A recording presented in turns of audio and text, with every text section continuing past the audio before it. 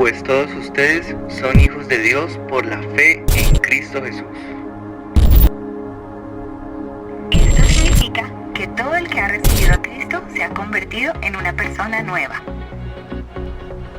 La vida antigua ha pasado, una nueva vida ha comenzado.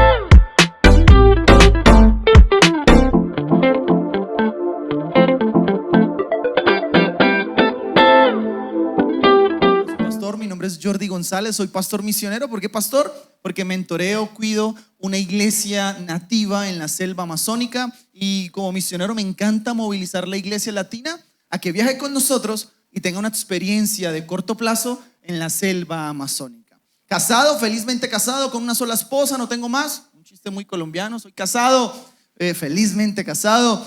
Tengo un dicho y es este: fabricado en Girardot, Cundinamarca, pero ensamblado en Armenia, Quindío. Así que allí vivo, es una ciudad donde llueve café, en el baño hay café, debajo de la cama hay café, por todos lados hay café. Usted tiene mucho tamal, lechona y nosotros mucho café. Así que amamos el café y bueno, junto a mi esposa somos los directores y fundadores de un ministerio de movilización donde nos encargamos de predicar el evangelio en la selva amazónica. Nos encanta llegar a las comunidades indígenas, nos desnudamos y predicamos de Jesús. No nos desnudamos, pero sí hablamos de Jesús allí en la selva, así que no me voy a quitar la ropa. Pero muy bien, ¿qué le parece si ya oraron por mí, pero ahora oramos específicamente por la palabra? ¿Les parece? ¿Sí? Colóquese por un momentico sobre o de pie para orar al Señor específicamente por su palabra. Cierre sus párpados, cierre sus ojos y déjeme orar al Señor.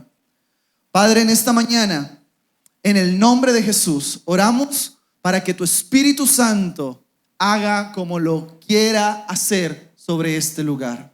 Hoy oramos que mientras tu palabra es expuesta y leída, Señor, tú obres milagros, tú restaures al que necesita fuerzas, pero también al que ha venido para pedirte alguna confirmación de algo. Señor, tú seas propicio y hables a su corazón. Señor, ayúdanos que hoy como iglesia podamos desarrollar todos los días de nuestra vida paciencia en medio de un mundo incierto, paciencia en medio de lo que sucede a nuestro alrededor, paciencia en medio de lo que pueda estar pasando en el gobierno o a nivel mundial. Ayúdanos, Señor, a desarrollar paciencia en medio de la prueba. Espíritu Santo, ruego que te lleves todo sueño, todo lo que nos vaya a desconectar de tu palabra, y que hoy sea un tiempo de corazón a corazón contigo. En el nombre de Jesús, Amén y amén. Muy bien, antes de sentarse con la persona que tiene a su lado, chóquela, dígale bienvenido, bienvenido, bienvenido. Chóquela. Dígale, sonría, que Cristo le ama, no se duerma, no haga mala cara. Chóquela. Muy bien. Póngase cómodo. Póngase en modo expectativa, más no en modo avión porque se duerme. ¿Listo? Muy bien. Para los que les gusta escribir o les gusta tomar apuntes, le he titulado a este sermón de esta forma y se llama así: paciencia en medio de la prueba. Se llama la enseñanza para hoy. ¿Cómo se llama? Paciencia en medio de la prueba. Así que hoy quiero hablar de una de las características del fruto del Espíritu sobre el cristiano, y es la paciencia. Usted y yo a diario debemos tener o ejercer la paciencia en medio del tráfico o horas pico que haya en Ibagué. Usted debe tener ¿qué? Paciencia. Paciencia los padres de familia necesitan tener a la hora de criar a sus hijos. Debe desarrollar paciencia. Paciencia los hijos deben tenerle a sus padres. Paciencia las mujeres o los hombres casados aquí deben tener paciencia, aunque algunas mujeres digan: Señor, o te lo llevas o te lo mando, pero es que no me lo aguanto más. Usted debe tenerle mucha paciencia. Paciencia debemos tener todos los días, aún con los hermanos también de nuestra congregación. Así que mira a la persona que tiene a su lado, mírelo bien, no lo suelte la mirada y pregúntese: ¿quién tiene más paciencia en la casa? ¿Usted o yo? Mírelo bien. ¿Quién tiene cara como de Revólver 38 corto? ¿Quién tiene como cara de Shrek 2 o Shrek 3? ¿Qué sé yo? Pero mírelo bien. Muy bien. Así que vamos a hablar de eso, de la paciencia. Y uno de los mayores exponentes de la paciencia es uno de los medio hermanos de Jesús. Así que vamos a ir a la carta de Santiago. Santiago está entre Génesis a Apocalipsis, no tiene pérdida. Así que vamos a ir a Santiago capítulo 5, versículo del 7 al 11. Abra la Biblia, prenda la Biblia o hágase al lado de alguien que la trajo, pero es importante que la leamos.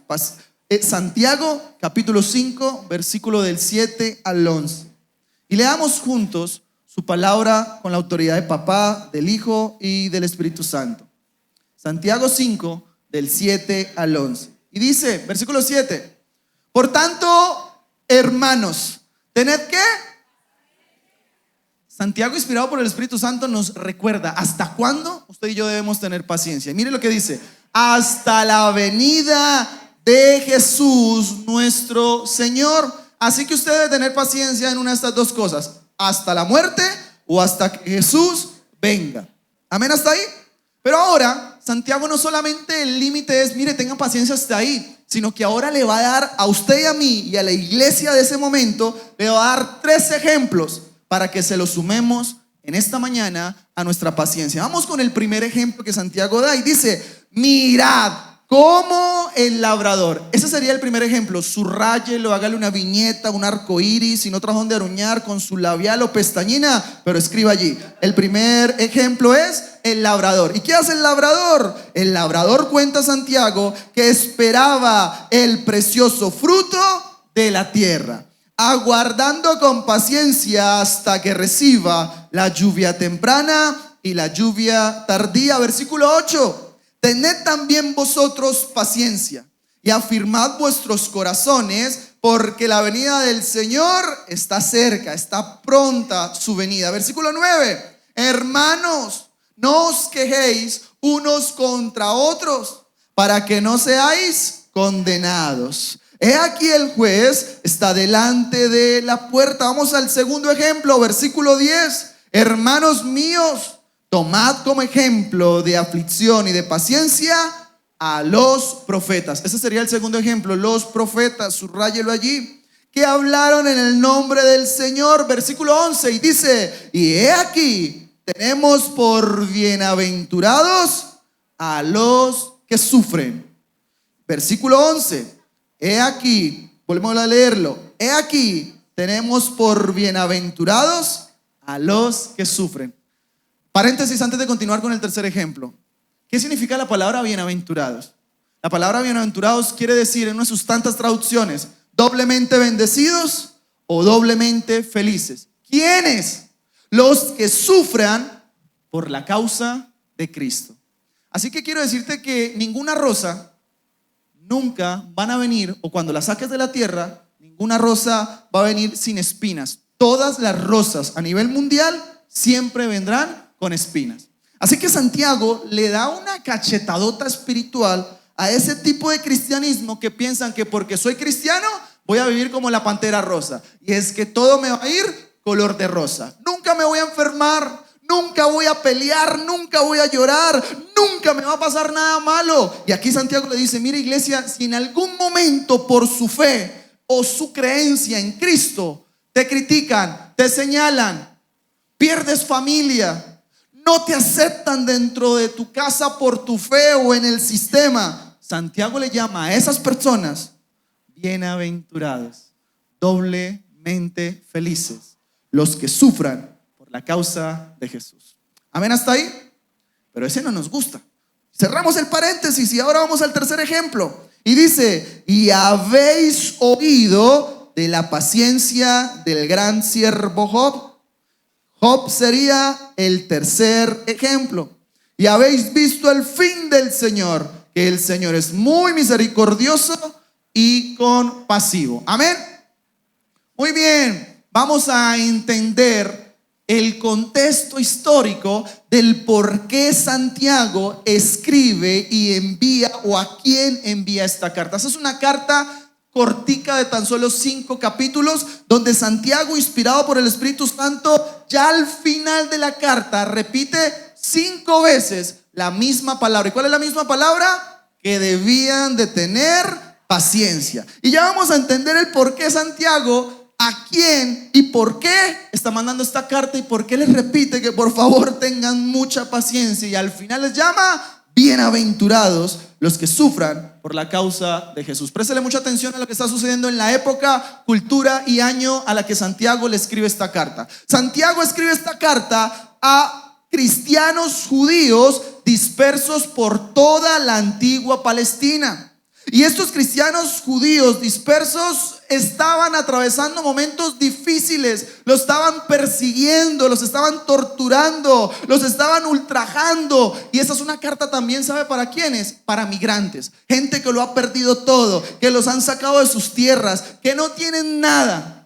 Esta es una carta que Santiago le envía a esta iglesia, que el sistema, que el imperio dictador romano, a causa del gran rey Agripa, había colocado un dictamen o un decreto y había firmado y dicho que a toda persona que en su imperio se vistiera como Jesús, hablara como Jesús, se comportara como Jesús, iban a ser perseguidos, los iban a matar o los iban a llevar a la cárcel. Perdóname la expresión que voy a usar aquí. En ese momento el imperio romano persigue a los cristianos como la escoria, la basura del momento. No los quieren, los detestan por solamente tener una etiqueta en su corazón y en su mente que son cristianos e imitadores de Jesús.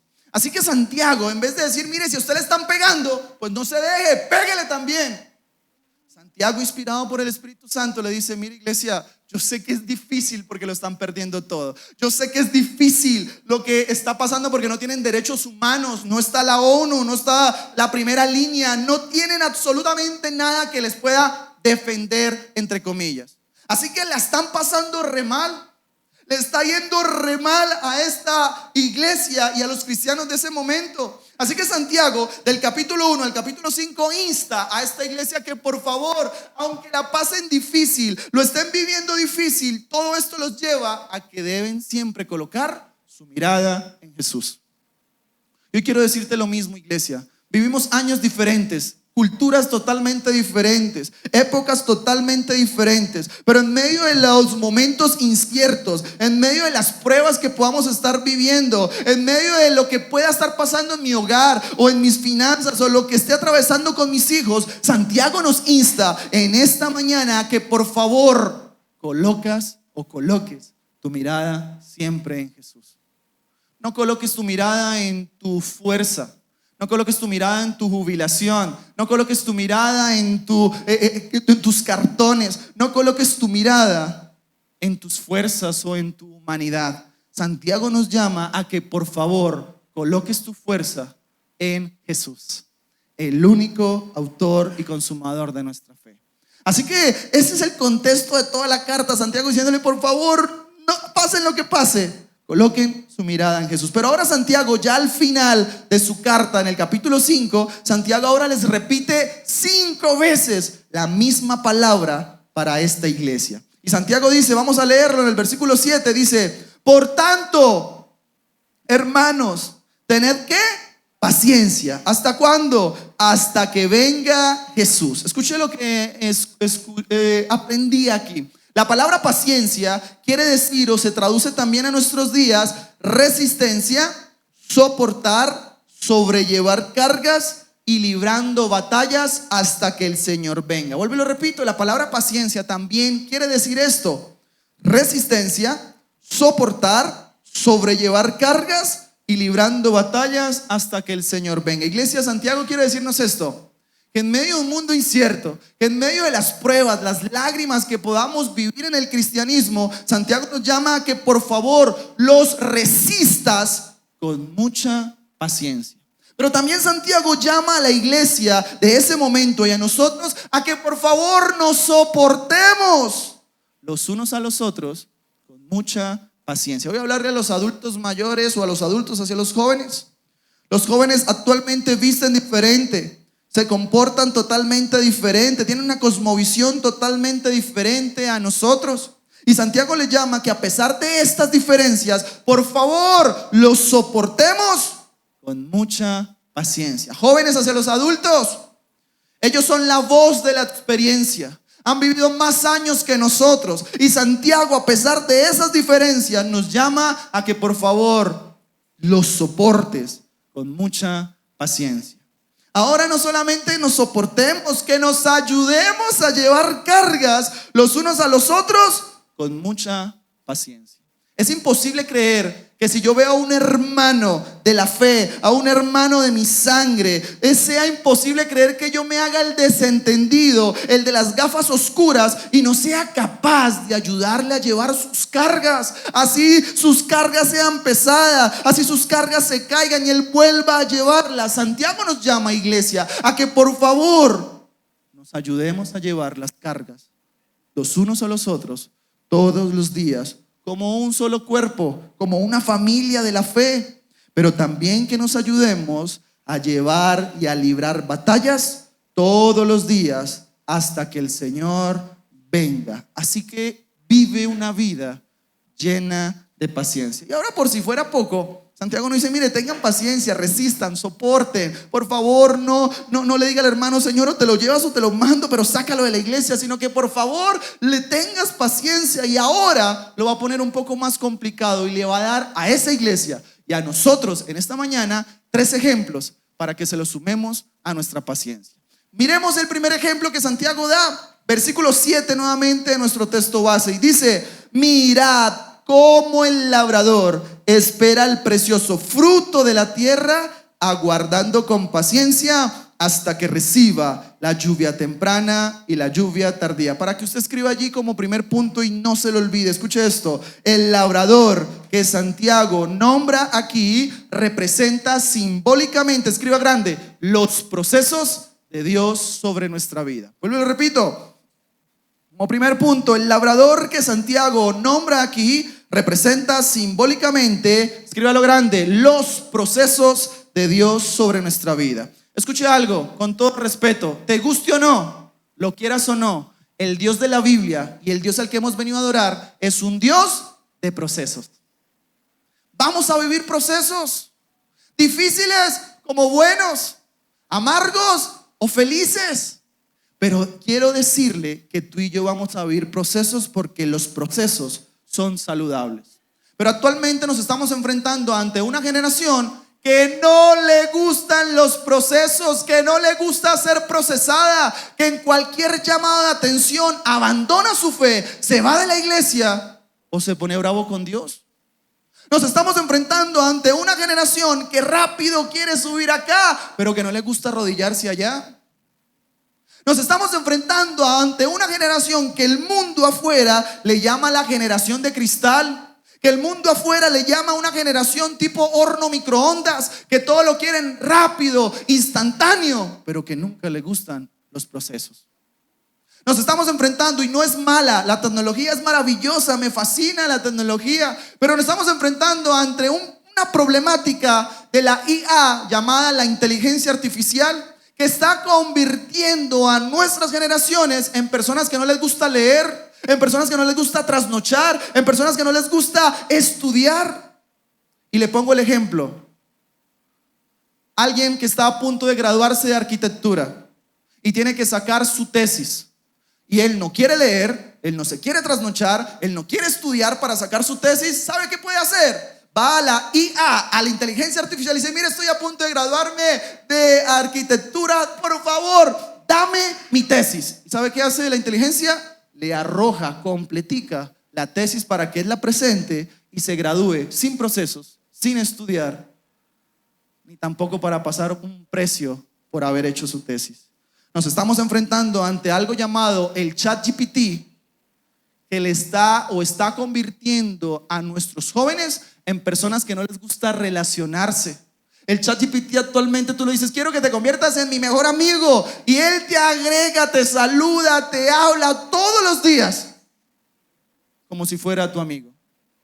Nos estamos enfrentando ante un mundo que no le gustan los procesos. Y cuando Santiago habla del labrador, expresa que es una representación de los agricultores actualmente.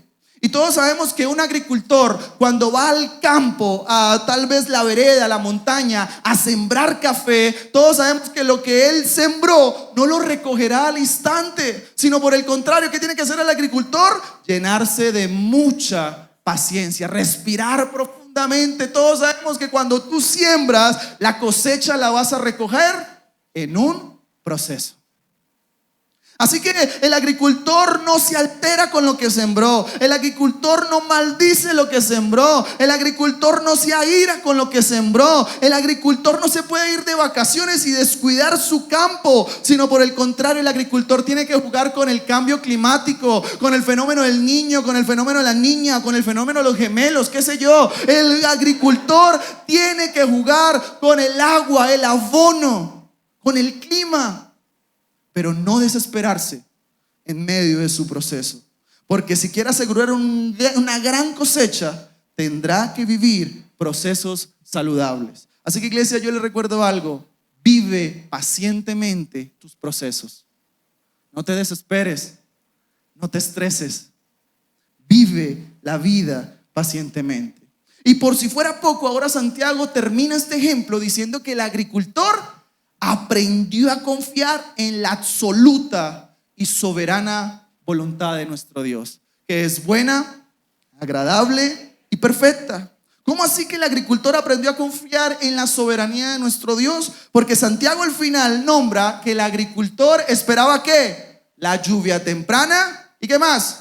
Y la lluvia tardía. Preste la atención, cuando Santiago habla de la lluvia temprana y la lluvia tardía, él no está pensando en el calendario colombiano, él está pensando en el calendario judío. Y en el calendario judío, la lluvia temprana venía en los meses, preste la atención, de octubre y de noviembre. Y la lluvia tardía venía el próximo año en el mes de abril y en el mes de mayo. ¿Qué nos quiere ilustrar aquí Santiago? Vamos a imaginar que yo soy el agricultor, voy al campo, siembro en este mes, junio, y yo tengo que esperar que Dios en su soberanía, no en mis fuerzas, no es porque le envíe químicos a las nubes para que llueva, no, sino que él tenía que esperar pacientemente. Y estamos hablando del desierto antiguo de Palestina, donde el clima es extremo. Y él tenía que esperar pacientemente en octubre y en noviembre de este año que Dios enviara una lluvia que venía como un rocío para ablandar el suelo. Pero el agricultor sabía que si Dios no le mandaba la lluvia temprana, él siempre decía: gloria a Dios, porque Dios no la envió, o porque Dios sí me la envió. Pero también habla que él también esperaba pacientemente la lluvia tardía que venía el próximo año, en el mes de abril y en el mes de mayo. ¿Qué quiero ilustrarle con esto, iglesia? Dios nos llama que en medio de nuestros procesos que podamos estar viviendo con la crianza de nuestros hijos, en nuestro matrimonio, tal vez con nuestras finanzas, en el proceso en la universidad, qué sé yo, qué proceso puedas estar viviendo, Santiago nos llama a que por favor aprendas a confiar exclusivamente en Él y menos en tu fuerza y menos en tu propia razón o lógica humana.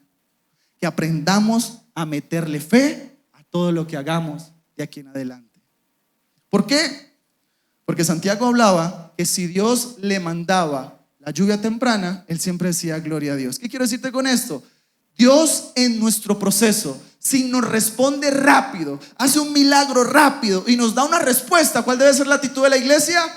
Gloria a Dios por eso. Esa sería la lluvia temprana. Pero si Dios en su soberanía no nos responde rápido, sino que nos responde tarde, hace un milagro tarde, ¿cuál debe ser la actitud de la iglesia? Gloria a Dios por eso. Pero vamos a ponerlo mucho más difícil en esta mañana. Y si Dios en su soberanía no nos da una explicación rápida, no nos hace un milagro rápido, ni le trae sanidad a nadie rápido, ni tampoco en nuestro proceso nos explica tarde, sino que en nuestro proceso guarda silencio y no nos da una explicación, ¿cuál debe ser la actitud de la iglesia? Gloria a Dios por eso. Santiago nos llama a que por favor aprendamos a confiar pacientemente en medio de los procesos. ¿Alguien puede dar un gloria a Dios por eso? Denle un fuerte aplauso al Señor. Segundo ejemplo que Santiago nos da, versículo 10, y dice: hermanos míos, tomad como ejemplo de aflicción y de paciencia a quienes, a los profetas que hablaron en el nombre del Señor. Escucha esto, como segundo punto, los profetas que Santiago nombra aquí, escríbelo grande, representan la proclamación del evangelio. Vuelvo y repito, como segundo punto, los profetas que Santiago nombra aquí representan simbólicamente la proclamación del evangelio. Y cuando Santiago habla de los profetas, él no está pensando en los profetas actuales. Cuando Santiago nombra a los profetas, él está pensando en los profetas del Antiguo Testamento. Y los profetas del Antiguo Testamento, ¿cómo se dividían? En dos partes: profetas mayores y profetas menores. Y cuando tú y yo estudiamos a los profetas, vemos que fueron hombres que literalmente, mientras predicaban, proclamaban, anunciaban las profecías, la ley o el Pentateuco o la Torá, dice que fueron perseguidos, torturados, maltratados, y no los quería su propio pueblo en ese momento. Déjeme compartirles rapidísimo cómo los historiadores narran que murieron los profetas mayores por predicar el evangelio. ¿Quiénes eran los profetas mayores? Isaías, Jeremías, Ezequiel y Daniel. Preste la atención. Isaías dice en la Biblia que por predicar, compartirle la verdad a las personas y decirle que Jesús no es relativo, sino que Jesús es absoluto, dice que ¿qué pasó con él? Lo amarraron de sus brazos porque a su pueblo le molestó tanto su predicación, le incomodó. Lo amarraron de sus brazos, de sus dos pies, y con un serrucho o un machete bien afilado, de abajo hacia arriba por la mitad, dice los historiadores que lo partieron en dos. ¿Por qué? Por decir que Jesús o el Hijo de Dios es el verdadero Mesías en su momento. Jeremías era llamado el profeta llorón. Lloraba tanto del rechazo, lloraba tanto de la idolatría, del pecado de su propio pueblo, que cuando él sale a predicar a las calles, cuando él sale a decir la verdad a su pueblo, dice que su pueblo se molestó tanto que tomaron piedras y se las lanzaron a Jeremías y murió desangrado por decirle la verdad a las personas. Ezequiel murió por decirle a las personas que dejaran la idolatría, que dejaran de adorar a Baal, que dejaran de adorar a otros dioses creados por los hombres, que se volvieran a adorar al verdadero Dios de Israel, a Jehová, Dios de los ejércitos, al Dios suyo y al Dios mío. Ezequiel murió por decirle a las personas que el divino niño nos salva. Ezequiel murió por decirle a las personas que verse la rosa de Guadalupe no los va a salvar. Ezequiel murió por decirle a las personas que irse de rodillas a Monserrate no les va a traer buena suerte. Ezequiel murió con la convicción de decirle a las personas que colocar una penca de sábila en la casa no va a traer buena suerte, que colocar una herradura en la parte de atrás de su casa no los va a alejar de males. Ezequiel murió por decirle a las personas que el verdadero Dios es el Dios suyo y el Dios mío. Y la gente de su momento le incomodó y lo mataron. Daniel no comía la comida del rey, no se arrodillaba ante el rey ni a su estatua. Daniel no oraba a la estatua del rey, sino que oraba en dirección hacia Jerusalén 3 veces al día. Y dice que fue perseguido, criticado por unos chismosos de su propio pueblo. Y dice que ¿sabe qué hicieron? Sacaron un decreto para encerrarlo en un foso lleno de leones. ¿Cuál es el común denominador de los profetas mayores, profetas menores y los discípulos de Cristo? Que todos murieron por la causa de Cristo. Todos, absolutamente todos murieron por decir la verdad a las personas en su época. Así se incomodaran, así perdieran familias, así perdieran lo que perdieran, se mantuvieron firmes en las cosas del Señor. Hoy quiero recordarte lo mismo, iglesia. Por ser cristianos, en algún momento alguien nos va a criticar. Por tener la fe en Cristo y no adorar imágenes, en algún momento vamos a perder familia que aún es católica. En algún momento, por ser cristianos, tal vez en otros países o en otros lugares, por mantenernos íntegros en nuestras convicciones, nos van a señalar. O como dice el mundo afuera, esos lambeladrillos, panderetos eléctricos, esos evangélicos religiosos, nos pueden nombrar de esto. Y Santiago llama a que si usted llega a perder familia por su fe, que si a usted lo llegan a rechazar por su fe, asuma todo esto con mucha paciencia. Pero por favor, nunca te quedes callado. A la iglesia le podrán colocar un tapabocas físico y podremos usar tapabocas físico, pero a la iglesia cristiana nunca jamás ningún gobierno, ningún sistema, nadie en la vida le podrá colocar un tapabocas espiritual. Y si tú y yo no tenemos un tapabocas espiritual, ¿por qué nos da pena cuando nos montamos en un taxi? ¿Por qué nos da pena cuando nos montamos en alguna aplicación?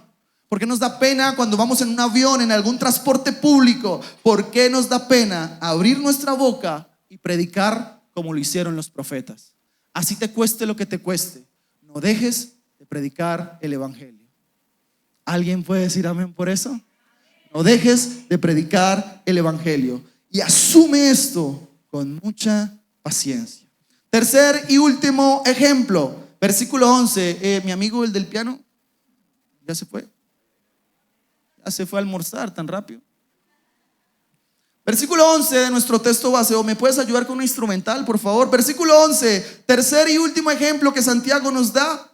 Dice: he aquí, tenemos por bienaventurados a los que sufren. Ahí entendemos el por qué Santiago le dice bienaventurados a los que sufran, porque la están pasando re mal. Pero ahora da el ejemplo del gran siervo Job y dice: y habéis oído la paciencia de Job y habéis visto el fin del Señor. ¿Qué más? Que el Señor es muy misericordioso y compasivo. Como tercer punto y último, la paciencia de Job representa simbólicamente el propósito de Dios sobre su vida y sobre la mía. Vuelvo y le repito, la paciencia de Job que Santiago nombra aquí representa, y escriba lo grande, el propósito de Dios sobre tu vida. Escucha algo, iglesia, la prueba vendrá, te guste o no, pero vendrá. Pero a pesar de las pruebas, a pesar de lo que vivamos, a pesar de lo oscuro que pueda estar pasando en casa, mi vida, debemos grabarnos esto en nuestra mente y en nuestro corazón, que todo, absolutamente todo, va a orar para mí. Porque sencillamente Él tiene ¿qué? Un propósito. Escucha esto, arriba en el cielo nadie juega con nosotros a Jumanji, y más si es con La Roca. Nadie arriba está jugando con nosotros fútbol, ajedrez. Nadie juega con nosotros arriba el baloto, el chance. Nadie lo juega. Sencillamente todo sucede porque Él tiene un propósito. Arriba del cielo, debajo del cielo y debajo de la tierra, todo es porque en la soberanía de nuestro Dios Él siempre tendrá un propósito. Mujer que estás aquí, no te rindas tan fácil. Él tiene un propósito. Hombre que estás aquí, no te rindas tan fácil. No abandones tu fe, no sueltes tu toalla. Él tiene un propósito. que no lo entendamos. Yo creo que nuestras oraciones en los momentos difíciles deben de decir: Señor, no ¿por qué me pasan estas cosas?, sino Señor, ¿para qué tú me estás permitiendo estas cosas? ¿Cuál es el propósito de lo que estoy viviendo? Y para hablar de propósito, Santiago toma el mayor ejemplo y es Job. ¿Alguien ha jugado dominó aquí? Levanten la mano quien ha jugado dominó. Y los demás piensan que eso es del diablo, los felicito. Muy bien. No, es broma, es broma. En mi casa tenemos la costumbre en las tardes de jugar con mi hijo dominó. Y algunas veces me dejo ganar algunas partidas. Yo siempre coloco, cuando pierdo, me dejo ganar, coloco las fichas paradas y hago una figura. Y siempre delante de él dejo caer la primera para que él mire. Eso a nivel mundial, eso que acaba de suceder, tiene un nombre. ¿Alguien sabe cómo se llama? El gran efecto dominó. ¿Y qué significa? Cuando Santiago habla de Job, él está pensando en el efecto dominó. ¿De quién? De Job. ¿Y qué es el efecto dominó? Que Job iba a vivir esto, uno tras otro, tras otro, tras otro, tras otro, tras otro, etc, etc. Momento ultra mega archi difícil en la vida de Job. Así que preste la atención, ¿qué está pasando en Job? Vamos al Antiguo Testamento, no lo busques, se lo resumo, se lo parafraseo. Dice que Job era el hombre más rico de la sociedad en su momento. Y las riquezas en la antigüedad no se medían por dinero, se medían el que más tuviera animales. Job tenía muchas vacas, muchos burros, muchos camellos. Y si tal vez vivía en pasto, tenía muchos cuis. Muchos animales. Y eso en la antigüedad le representaba autoridad, riqueza y poder. Aparte de tener muchos animales, Job tenía demasiados siervos, gente que le servía, cuidaba el pasto, pintaba sus casas. Job tenía demasiada gente que le servía. Escuche otra cosa también, aparte de eso, Job tenía demasiados hijos. No estaba de moda en la antigüedad planificar. No tenían televisor en la antigüedad, ni tampoco tenían perros, solo tenían hijos.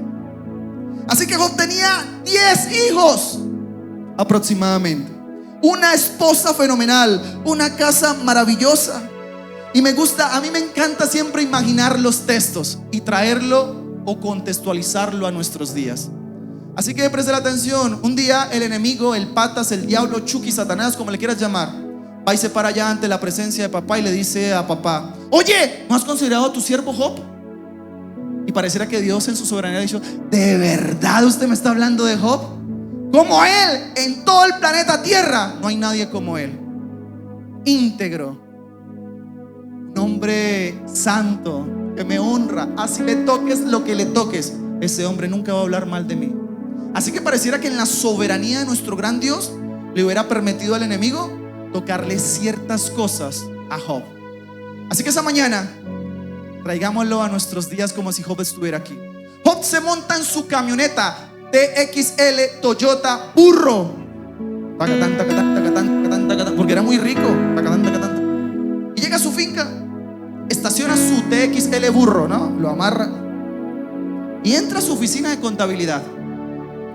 Y esa mañana un grupo armado ilegal entra a su finca y en efecto dominó comienza a exterminar, a matar sin explicación a todos sus animales. Y lo único que se llevan, si estuviera en pasto, a todos sus quiz. Suban a la turbo, quiz. Se llevaron todos sus quiz. Y Job quedó, escúchalo muy bien, sin su tarjeta de débito, sin su tarjeta de crédito, sin sus préstamos, sin nada. Lo que le daba a poder quedó en cero. No tenía nada, lo acaba de perder todo. Y eso fue en la mañana. Y Job se preguntará: ¿pero por qué si yo soy un hombre bueno? No le hago mal a nadie. ¿Por qué me pasan estas cosas malas? Pobrecito de mí. Pero por si fuera poco, en la tarde sus siervos están limpiando la sangre, recogiendo algunos animales que ellos mataron. Y de un momento a otro entran nuevamente un grupo armado la tarde de ese mismo día y comienzan a matar sin medir explicaciones a todos sus siervos. Y solamente sobrevive uno. Y ese va corriendo malherido, ensangrentado a la oficina de Job. Dice: aquí está mi carta de renuncia, ya no trabajo aquí más. Nos acaban de entrar a la finca y nos mataron a todos los siervos. Ya no tienes a nadie que te sirva en tu casa. Eso fue en la tarde. Y en la noche, los 10 hijos de Job están en la casa. Job no está allí en esa casa. Job no sé dónde estaba, pero está angustiado, ¿no? Así que están en la mesa. Están los 10 hijos de Job, están comiendo o cenando un tamal del Tolima bien grande, con chocolate, quesillo y achiras del Tolima.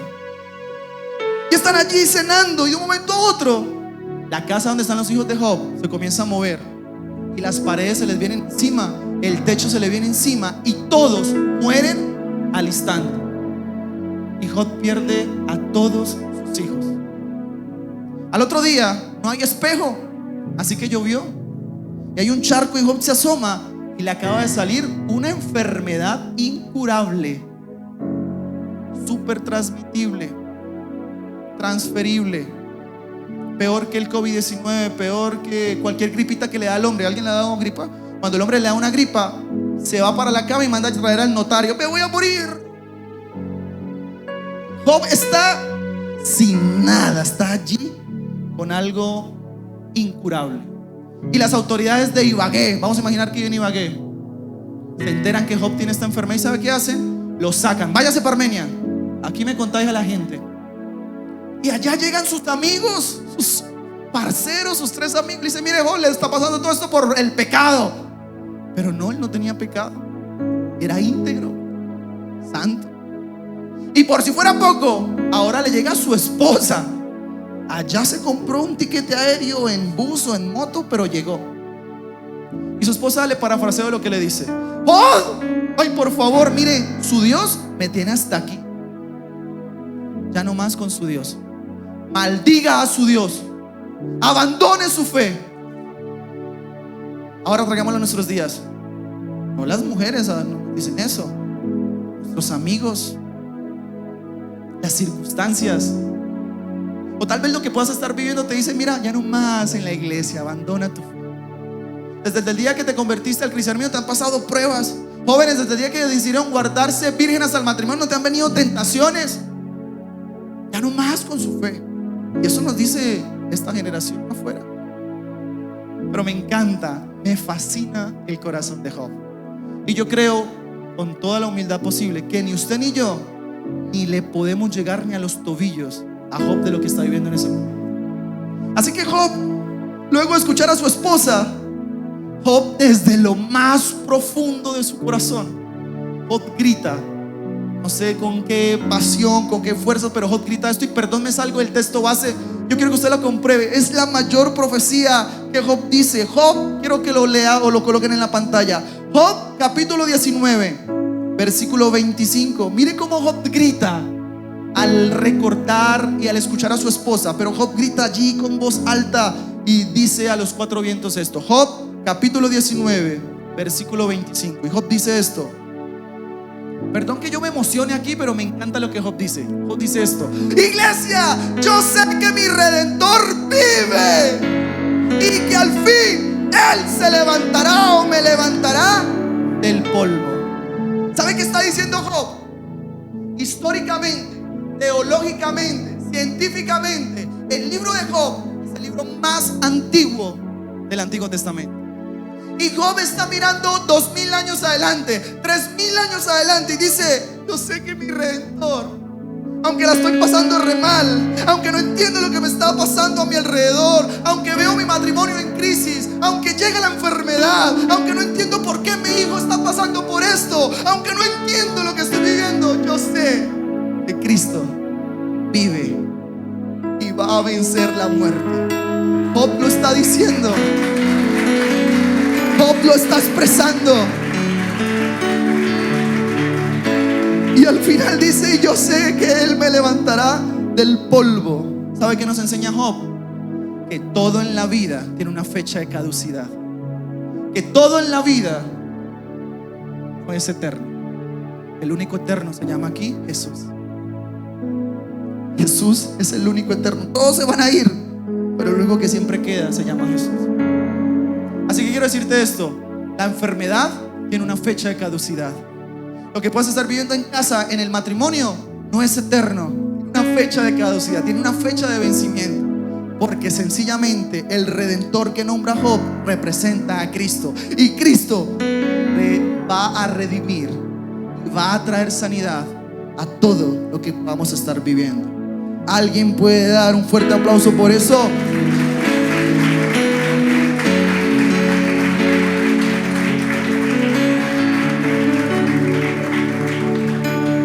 Y dice que al final Dios le vuelve a dar. Job entendió el propósito. Pero Job, luego de decir esto, dice: lo único que yo necesito para la explicación, o para que Dios me explique, es solamente poder tener un encuentro personal. Yo quiero decir lo mismo: no pidas explicaciones. Solo de aquí en adelante vive para tener encuentros personales con el Señor. Ahí está tu mayor refugio.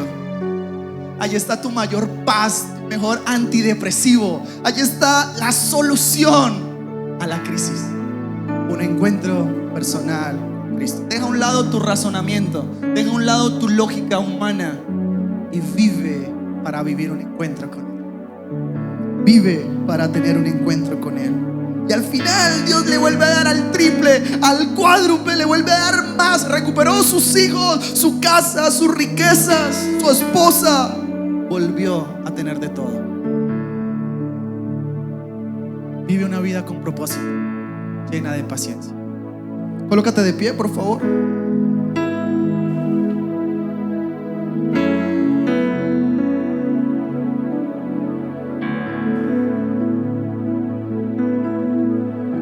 Conclusión: llévate las 3P mayúsculas para tu casa. ¿Cuáles fueron las 3P? Aquí va. En medio del primera P, los procesos difíciles que vivamos, asúmelos con mucha paciencia. Segunda P, y en medio de cualquier efecto dominó que puedas estar viviendo en casa, recuérdale a tu paciencia que Dios tiene, segunda P, propósito sobre nuestra vida.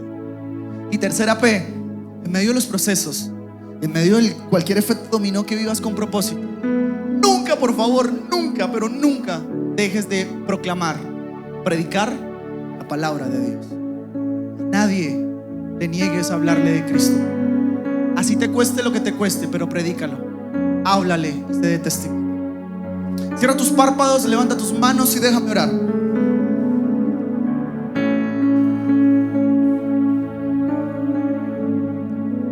Espíritu Santo, yo ya hice mi parte. Ahora yo te ruego que tú hagas la tuya, la más importante. Y por favor, en esta hora, ve a donde yo no puedo llegar y ve a sus corazones, ve a sus mentes, a sus pensamientos, a sus emociones. Por favor, sé propicio. Madre, cabeza de hogar, que estás aquí, yo me atrevo a decirte esto: que tus hijos no son maldición, tus hijos son herencia de Jehová. ¿Y qué importa lo que otros digan de ellos? ¿Qué importa que pueda estar viviendo yo de él humanamente? Si Dios me dice que son herencia de Jehová, yo así lo creo. Y no sé si hay alguien aquí viviendo procesos en casa difíciles. No sé si hay alguien aquí que vives como la montaña rusa, unos días arriba y otros días abajo, y ha sido difícil. Pero yo quiero ilustrarte esto. El labrador que también nombra a Santiago es la representación simbólica de Cristo. Porque cada día, cada tarde, cada noche, Él sigue labrando, cuidando, sembrando y cuidando de tu vida. Así que no tengas miedo. Ese labrador está para ti en esta tarde sobre tu vida. No tengas miedo de vivir el proceso de papá. No veces nos cuesta, pero Él sigue teniendo cuidado. Y si hay alguien aquí viviendo un efecto dominó, hoy quiero atreverme a decir por la autoridad de su palabra que hoy ese efecto dominó también se convierte en un efecto dominó, milagros, uno tras otro, tras otro, tras otro, tras otro, sobre tu vida, sobre tus riñones, sobre tu sangre, sobre tu vientre, mujer,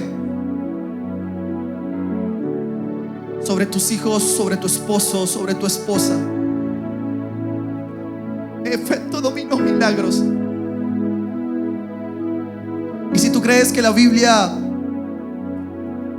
es su mayor profecía y más acertada, pues déjame compartirte algo de la Biblia. Cierra tus ojos, levanta tus manos y escucha esto. Hay alguien aquí que esta mañana se levantó y dijo: Señor, si tú no me hablas en medio de este proceso, yo estoy que abandono, suelto mi fe, es difícil, no sé si es para ti o lo dijiste esta semana o esta mañana, pero quiero recordarte algo: no es tiempo de botar la toalla. Isaías 43, versículo 19. Iglesia, he aquí que Él en esta tarde hace cosa nueva, que pronto saldrá a la luz. Y ese pronto nos habla de procesos. No la conoceréis al instante, nos habla de propósito, porque Él otra vez abrirá camino en medio de tu desierto y ríos en medio de tu soledad. Así que hoy, por su palabra, todo desierto empieza a reverdecer. Desiertos áridos aún dentro de tu matrimonio en cuanto a relaciones, comunicaciones, ese desierto empieza a reverdecer. Si ahí está tu esposa, dale la mano. Quiero decirte con convicción, ese desierto empieza a reverdecer. Empieza a reverdecer. Y aquí, si hay alguien atravesando momentos de soledad, depresión, angustia, hoy quiero decirte que hoy papá trae ríos, ríos, ríos sobre tu soledad. Y los ríos representan abundancia, representan la persona del Espíritu Santo sobre tu vida. Ríos. En el nombre de Jesús. Señor, y también te rogamos que hoy en el nombre de Jesús, a toda persona que esté viviendo un momento o en su vida iracundo, con mucho mal genio, hoy te ruego que hoy esta palabra se desarrolle en nuestra vida, que vivamos pacientemente sin estresarnos, que vivamos la vida cristiana pacientemente para ser de ejemplo a otros, y que en medio de nuestra paciencia, en esta tercera P, no dejemos de predicar. Señor, llévalos a donde ellos nunca pensaron ir. Señor, que ellos, a causa de su testimonio, puedan ser de ejemplo para su familia, como lo hicieron los profetas. Señor, que ellos a donde vayan de turismo, donde tú los lleves, Señor, puedan predicar, proclamar tu palabra, Señor. Que estas manos que se levantan, cuando oren por los enfermos, algo suceda. Que cuando oren por alguien en las calles, algo suceda. Llévales, Señor, a predicar tu palabra pacientemente, sin desesperarse. En el nombre de Jesús. Amén y amén. Dele un fuerte, pero fuerte aplauso al Señor.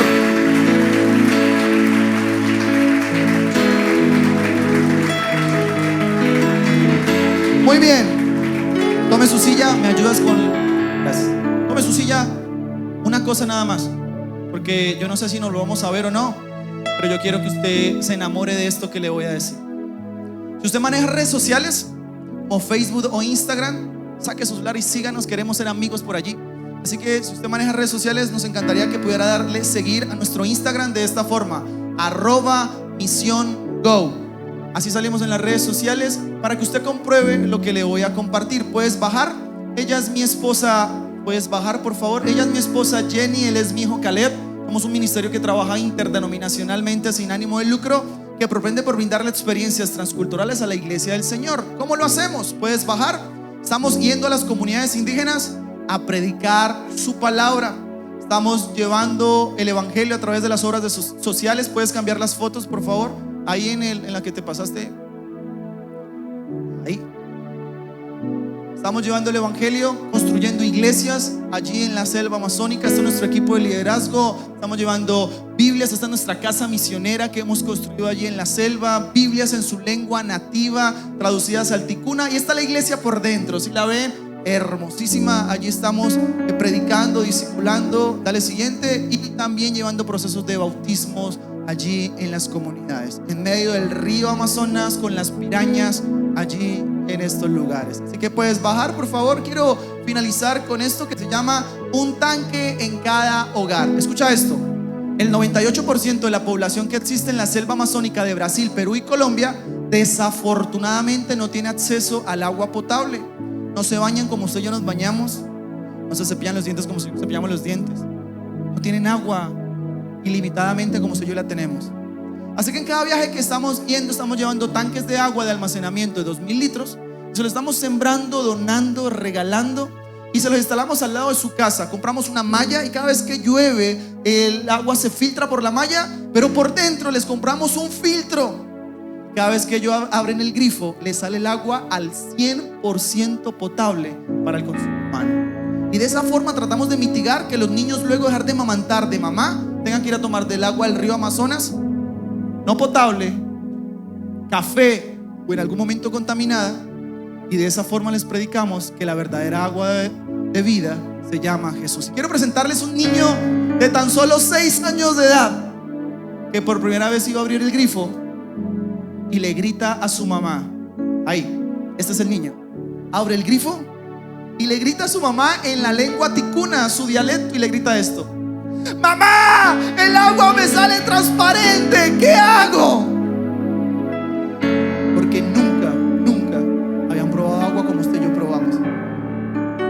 Así que esta gente no quiere el último iPhone, que lo puedes tener, no quiere la última zapatilla, solo quieren tanques de agua.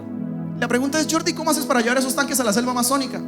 Yo tengo una frase y es esta: si la iglesia no puede ir con sus pies de misiones a la selva con nosotros, la iglesia sí nos puede acompañar con sus pesos a la selva con nosotros. ¿Cómo así que con sus pesos? En la parte de atrás, mi esposa y yo hacemos o fabricamos unos llaveritos artesanales con el fruto de algo llamado el azaí, que viene del Amazonas. Así que con la compra de este llavero, la mitad va direccionado para sembrar y donar tanques en la selva amazónica. Y solamente me queda un libro para el primero que vaya. Ese libro lo he escrito con mi esposa. Con la compra de ese libro, la mitad también va direccionado para sembrar y donar tanques en la selva amazónica. Iglesia, Dios les bendiga. Gracias por ser sensible y los dejo con mi hermano.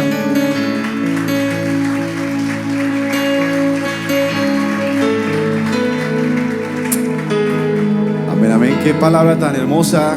Qué bendición, Jordi, que nos acompañes en esta mañana. De verdad que ha sido una bendición. ¿Cuántos han sido bendecidos en esta hora? Amén. Vamos a despedirnos, vamos a ponernos en pie, vamos a orar para ser despedidos de este lugar, más no de la presencia de Dios.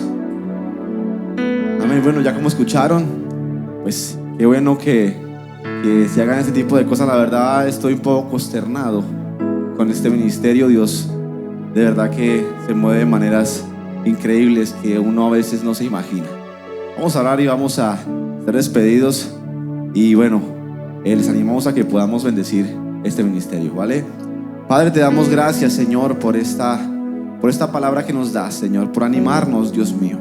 Cada vez conocemos que todo lo puedes, Señor. Cada vez nos instas, Señor amado, a seguir intimando contigo, a seguir el propósito, Señor. Padre, no veas mi rebelión, no veas, Padre Santo, mi pecado. Padre, no veas nuestro desprecio quizás, Señor amado, en momentos de debilidad.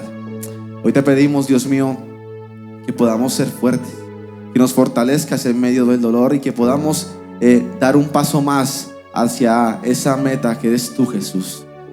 Guárdanos y protégenos de todo mal y peligro, Señor amado, y llévanos en paz y en seguridad a nuestros hogares. Te lo pedimos en el nombre de Jesús. Amén y amén. Hola, somos los pastores Juanma y Laura. Gracias por ver este video. Te invitamos a suscribirte, activar las notificaciones Y a seguirnos en nuestras redes sociales. para que no te pierdas lo nuevo de la ICCC Cádiz. Bendiciones.